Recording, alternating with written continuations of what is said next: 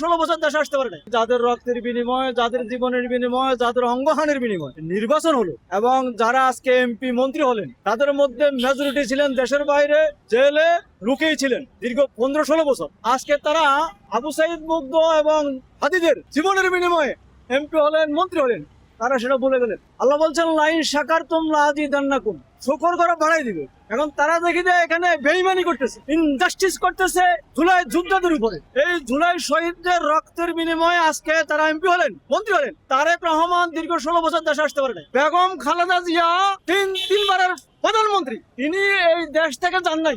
বাংলাদেশের মাটি এবং মানুষকে ভালোবেসে খালেদা জিয়া কোনো অন্যায় ছাড়া, তার কোনো ভুল ছিল না, তাকে 15-16 বছর জেল কাটতে হয়েছে। আমরা আজকে এখানে এসে দাঁড়িয়েছি, যারা এই জুলাইকে প্রত্যাখ্যান করবেন এবং গণরায় যারা হাঁ ভোট দিয়েছেন, বাংলাদেশের 70% মানুষ, বাংলাদেশের 70% মানুষ প্রায় হাঁ ভোট দিয়েছেন।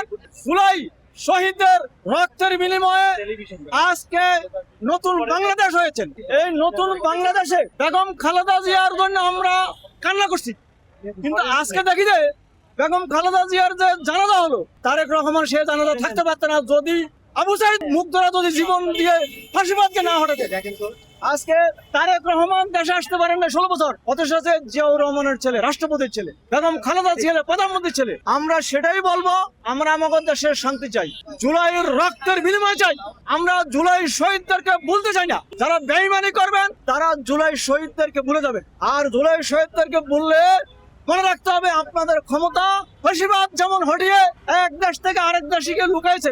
আমার মনে হয় না আপনারা কোন দেশে যেতে পারবেন। আপনারা যদি দেশের ভালোবাসেন, দেশকে ভালোবাসেন, দেশের নাগরিকদের ভালোবাসেন, বাংলাদেশের স্বাধীনতার সার্বভৌমত্ব রক্ষার পক্ষে আপনারা থাকতে চাইলে সেই গণভোটকে গণরায়ে পরিণত করে, গণভোটকে আপনারা সংসদে পাশ করে, সংবিধানকে সংশোধন করে এই বিচার বিভাগ এবং আইন বিভাগ মানুষের অধিকার এস্টাবলিশের জন্য সেই জুলাইয়ের যে শহীদদের রক্তের মূল্যায়ন করুন, তাহলে আপনারা আমার মনে হয় দেশকে ভালোবাসবেন। আর যদি না করেন, আপনারা দেশের এবং দেশের জনগণের সাথে প্রতারণা করবেন।